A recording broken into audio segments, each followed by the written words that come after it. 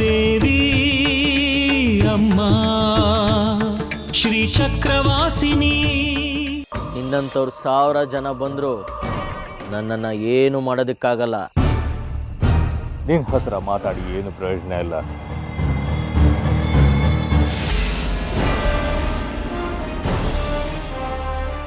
ಶ್ರೀಚಕ್ರ ಸ್ವರೂಪಿ ಮಗುವಿನ ಜನನಕ್ಕೆ ಬೇಕಾದ ಪ್ರಕ್ರಿಯೆಗಳೆಲ್ಲವೂ ಸಹಜವಾಗಿ ನಡೆಯುತ್ತೆ. ನನಗಾದರೂ ಬಿಡು, ಮಕ್ಕಳ ಮರಿನ ನೀನು ಮಾಡಿದ ಒಂದು ತಪ್ಪಿಗೆ ನಾನು ಬಂಜೆ ಆಗಿ. ವೈಜಯಂತಿ ವೈಜಯಂತಿ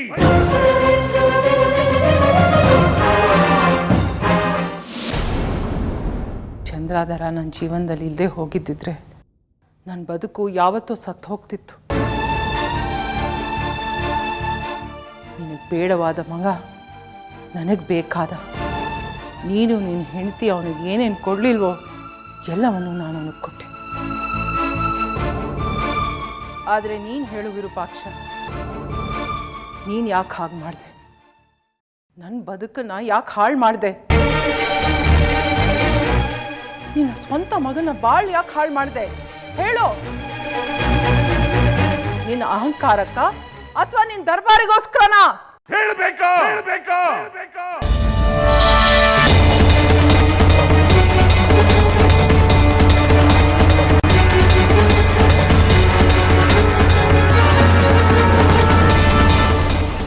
ನಾನು ಯಾಕೆ ಹಾಗೆ ಮಾಡಿದೆ ಅನ್ನೋದಕ್ಕೆ ಕಾರಣ ಹೇಳಬೇಕಾ?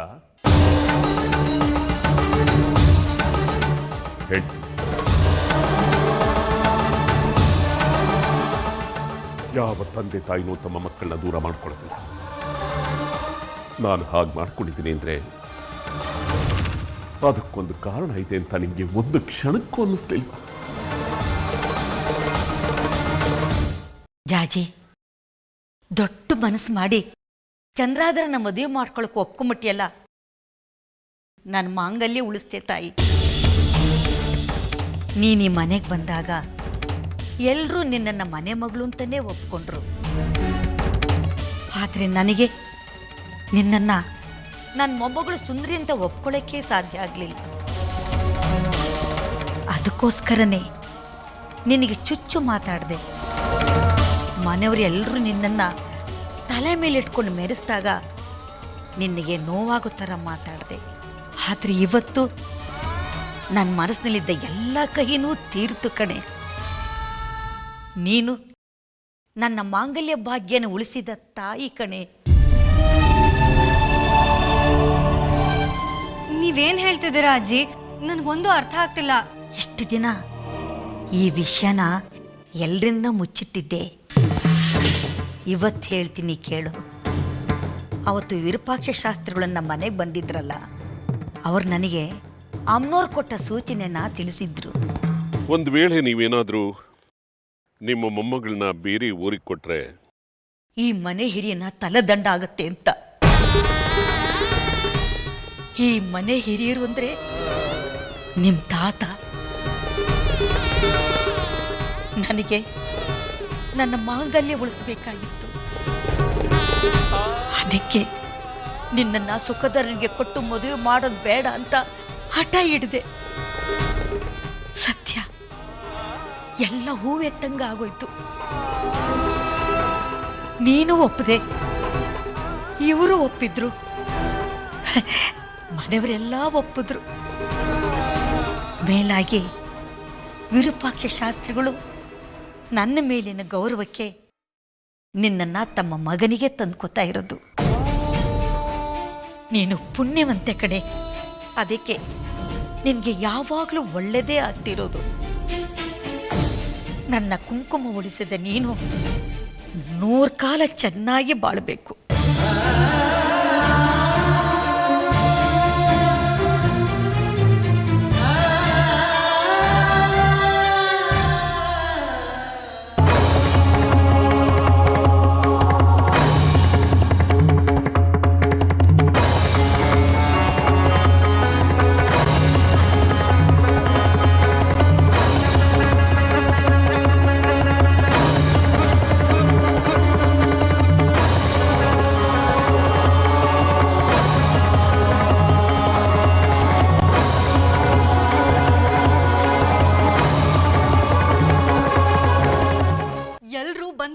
ಚಂದ್ರಾಧರ ಅಂತ ಹೇಳ್ತಿದ್ದಾರೆ. ನನಗ್ ಒಂದು ಅರ್ಥ ಆಗ್ತಿಲ್ಲ.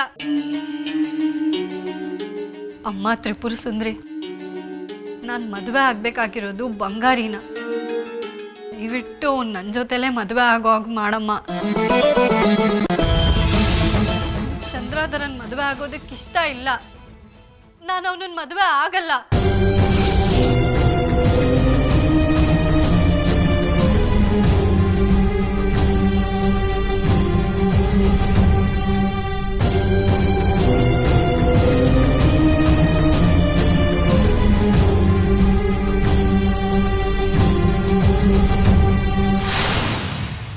ಬರೀ ಸಿದ್ಧಿ ಸಾಧನೆಗಳೇ ಆಗಿದ್ದಿದ್ರೆ ಅವನ್ನ ಇಲ್ಲೇ ಇಟ್ಕೊಂಡು ಆ ವಿದ್ಯೆಗಳನ್ನೆಲ್ಲ ಕಲಿಸ್ಬೋದಾಗಿತ್ತು ವೈಜಯಂತಿ. ಅವನ್ನ ಅಷ್ಟು ದೂರ ಯಾಕೆ ಕಳಿಸ್ಬೇಕಾಗಿತ್ತು? ಯಾಕೆ ಅಂತ ಅಂದ್ರೆ ಅದಕ್ಕೊಂದು ಬಲವಾದ ಕಾರಣ ಇದೆ ವೈಜಯಂತಿ.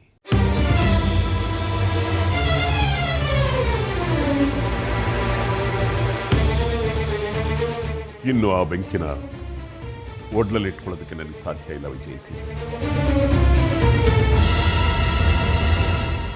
ಹೇಳ್ಬಿಡಿ, ನಿನ್ನನ್ನು ದೂರ ಕಳಿಸೋದ ಕಾರಣ ಏನು ಅನ್ನೋದನ್ನ ಹೇಳ್ತೀನಿ.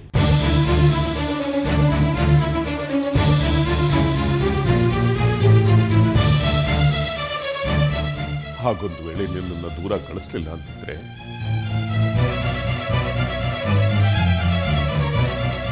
ನಿನ್ನ ಜೀವಕ್ಕೆ ಕಂಟಕ ಇರ್ತಾ ಇತ್ತು.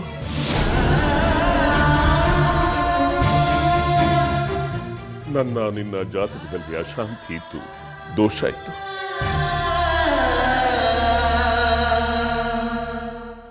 ತಂದೆ ಮಗ ಒಂದೇ ಸೂರ್ಯನಡಿ ಇರೋ ಹಾಗಿರ್ಲಿಲ್ಲ. ಹಾಗೊಂದು ವೇಳೆ ಇದ್ದಿದ್ರೆ ನೀನು ಹುಟ್ಟಿದ 8ನೇ ವರ್ಷಕ್ಕೆ ನಿನ್ನ ಬಲಿಯಾಗಿ ಹೋಗ್ತಿತ್ತು.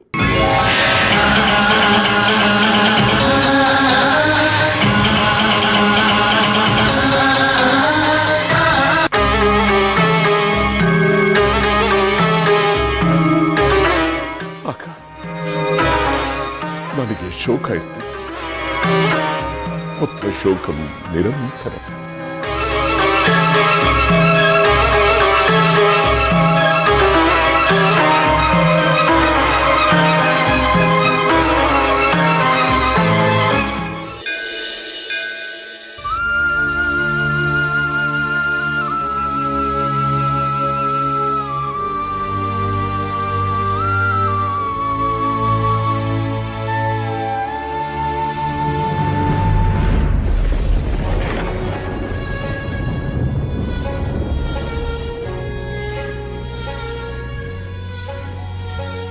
ಜಾಜಿ, ಯಾಕಮ್ಮ ಬೇಜಾರಲ್ಲಿದೆಯಾ?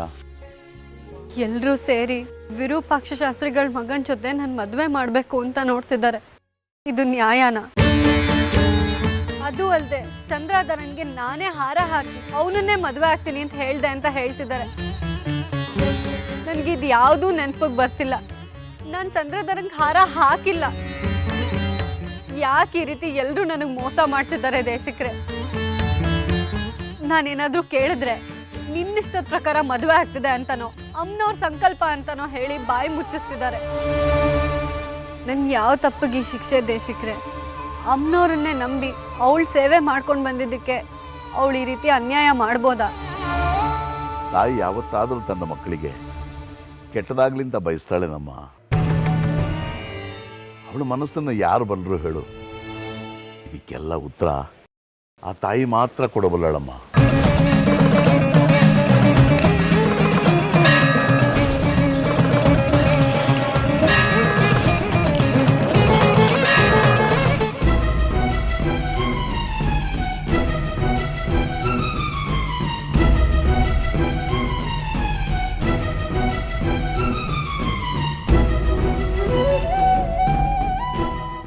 ಯಾವ ತಂದೆ ತಾನೇ ತನ್ನ ಮಗನ ಬಲಿ ಕೊಡೋದಕ್ಕೆ ಇಷ್ಟಪಡ್ತಾನೆ?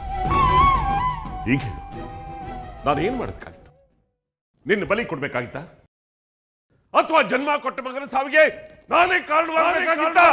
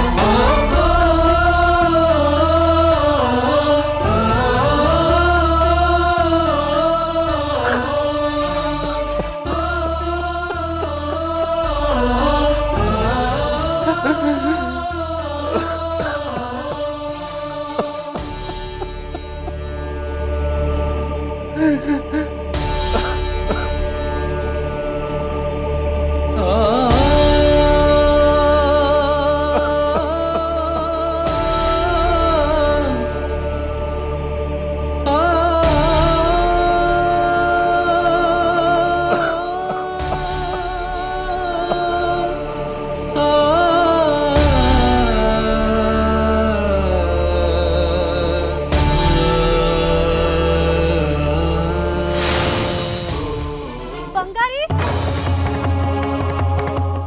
ಬಂಗಾರಿ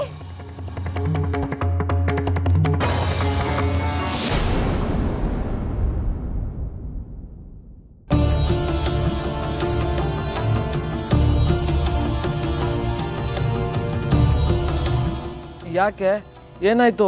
ಯಾಕೆ ಹಿಂಗೆ ಓಡ್ ಬಂದೆ? ನನಗೆ ಭಯ ಆಗ್ತಿದೆ ಕಣೋ ಬಂಗಾರಿ. ಏನು ಭಯ? ಮನೇಲಿ ಮದುವೆಗೆ ಎಲ್ಲ ಸಿದ್ಧತೆಗಳು ಮಾಡ್ಕೊಳ್ತಿದ್ದಾರೆ ಕಣೋ. ಇನ್2 ದಿನ ಕಳೆದ್ರೆ ಚಂದ್ರಧರ ನನ್ನ ಕುತ್ತಿಗೆಗೆ ತಾಳಿ ಕಟ್ತಾನೆ. ಒಬ್ಬೊಬ್ರು ಒಂದೊಂದ್ ಥರ ಮಾತಾಡ್ತಿದ್ದಾರೆ.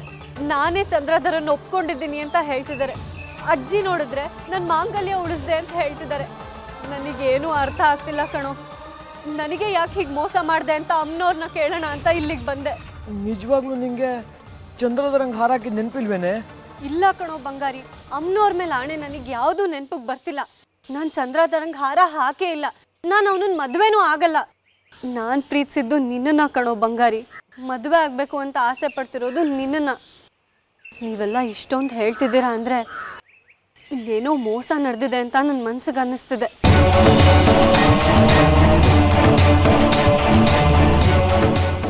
ಹಾಗಿದ್ರೆ ಇದೆಲ್ಲ ಯಾರ್ದೋ ಮೋಸದಾಟ. ಅದಕ್ಕೆ ನೀನು ಬಲಿಯಾದೆ ಅಂತೀಯಾ? ಹೌದು ಕಣೋ ಬಂಗಾರಿ, ಸಂಶಯನೇ ಇಲ್ಲ ಇದರಲ್ಲಿ. ನನಗೆ ನೀನು ಬೇಕು ಕಣೋ ಬಂಗಾರಿ. ನಾನು ಮದುವೆ ಅಂತ ಆದರೆ ಅದು ನಿನ್ನನ್ನೇ.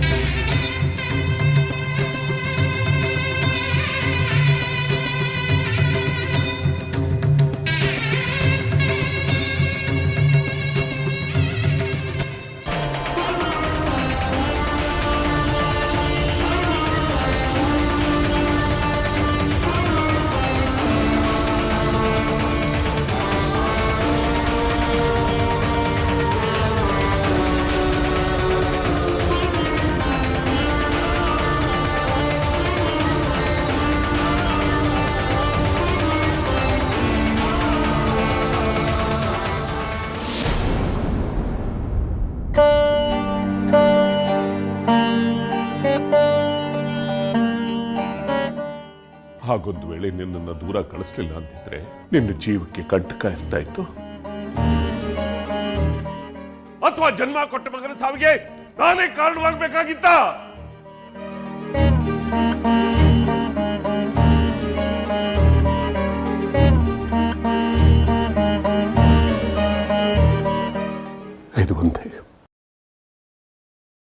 ಇದು ಒಂದೇ ಕಾರಣಕ್ಕೆ ನಾನು ನಿನ್ನನ್ನು ದೂರ ಇಟ್ಟೆ ಚಂದ್ರ. ನನ್ನನ್ನು ನಿನಗೆ ಅನ್ಯಾಯ ಆಗಿದೆ ನಿಜ, ಆದರೆ ನನಗೆ ಬೇರೆ ದಾರಿ ಇರಲಿಲ್ಲ. ಇದನ್ನು ಮೊದಲೇ ಹೇಳ್ಬೋದಿತ್ತಲ್ವಾ? ಇವಾಗ ಹೇಳ್ತಿದ್ದೀರಿ.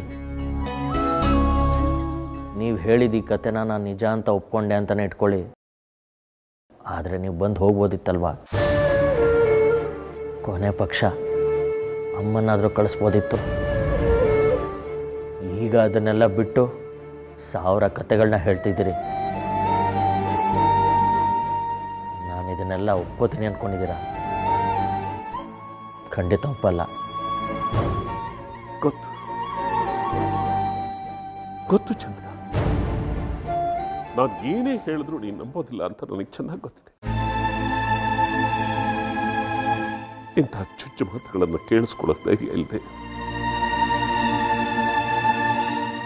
ನಾನಾಗೆ ಬರೋದಕ್ಕೂ ಆಗದೆ ನಿನ್ನ ಕರೆಸ್ಕೊಳ್ಳೋದಕ್ಕೂ ಆಗದೆ ಚಡ್ಪಡಿಸ್ತಾ ಇದ್ದೆ. ಪ್ರಯತ್ನನೇ ಪಡಲಿಲ್ಲ. ಕ್ಷಮಿಸು ಚಂದ್ರ, ನನ್ನನ್ನು ಕ್ಷಮಿಸ್ಬಿಡ. ಮತ್ತ್ಯಾಕೆ ಈಗ ನನ್ನ ಕರೆಸ್ಕೊಂಡ್ರೆ?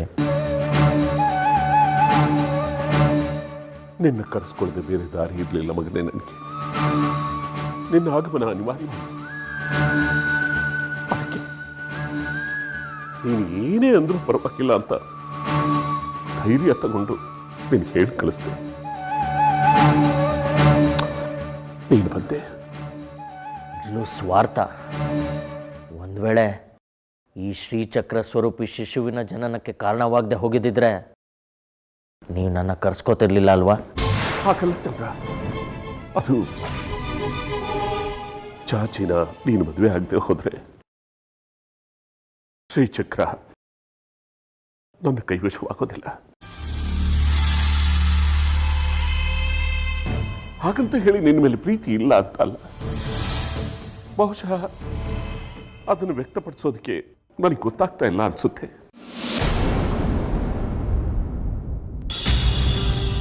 ಆದ್ರೆ ಚಂದ್ರ, ಈ ಎದೆ ತುಂಬ ಪುತ್ರ ವಾತ್ಸಲ್ಯ ತುಂಬ ಹೋಗಿದೆ ಕಣೋ, ತುಂಬ ಹೋಗಿದೆ.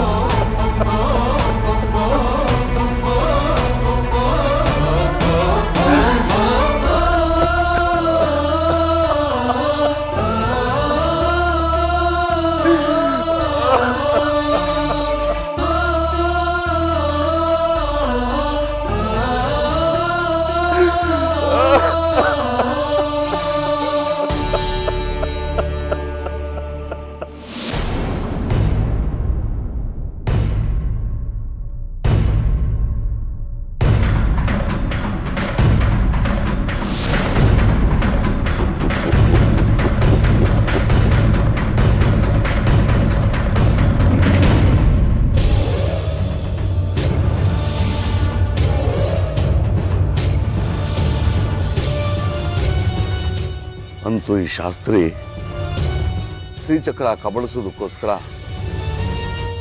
ಮದುವೆ ಅನ್ನೋ ಷಡ್ಯಂತ್ರ ರೂಪಿಸಿದ್ದಾರೆ ಅಂತಾಯ್ತು.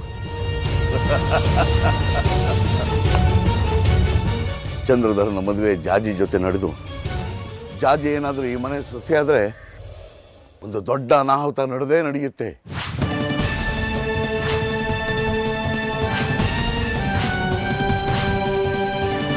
ಶಾಸ್ತ್ರಿಗಳು ಶ್ರೀಚಕ್ರ ವಶಪಡಿಸಿಕೊಂಡು ಲಂಗು ಲಗಾಮಿಲ್ಲದ ಕುದುರೆ ಅಂತಾಗ್ಬಿಡ್ತಾರೆ.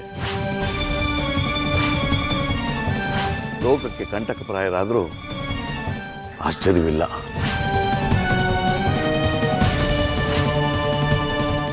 ಇಲ್ಲ, ಇದಾಗಬಾರ್ದು.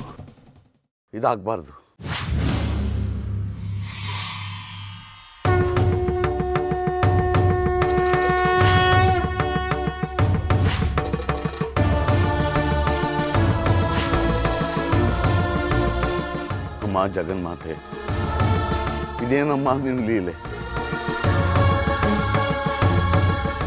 ಇವ್ರ ಕೈಗೇನಾದರೂ ಶ್ರೀಚಕ್ರ ಸಿಕ್ಬಿಟ್ರೆ ಅಪಾಯ ಆಗೋದಂತೂ ನಿಶ್ಚಿತ.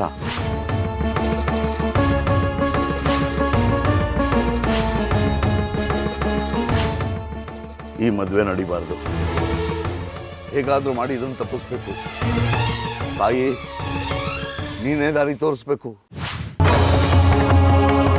ಪಾಪ ಹುಡುಗಿ ಜಾಜಿ ಚಂದ್ರಧರನ ಮದುವೆ ಆಗೋದಕ್ಕೆ ನನಗಿಷ್ಟ ಇಲ್ಲ ಅಂತ ಹೇಳಿದ್ರು.